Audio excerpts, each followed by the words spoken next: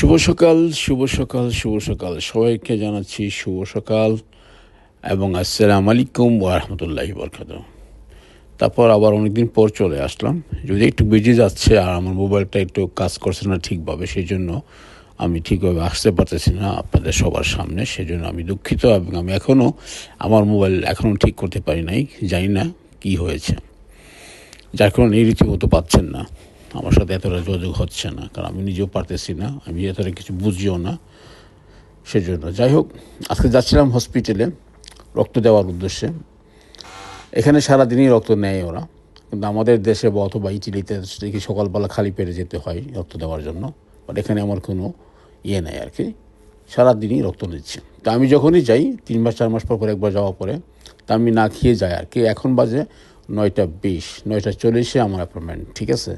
কিন্তু দেখলাম যে আকাশ দিয়ে উঠছে একটা প্লেন, এত সুন্দর লাগছিল, ধোঁয়াগুলি ছাড়তে ছাড়তে উপরে যাচ্ছিল, খুব ভালো লাগছিল আর কি। সেজন্য আমি একটু শেয়ার করলাম আপনাদেরকে দেখানোর উদ্দেশ্যে। দেখুন, আপনাদের সবার কাছেই ভালো লাগবে। সচরাচর এমন দৃশ্য দেখা যায় না সাধারণত।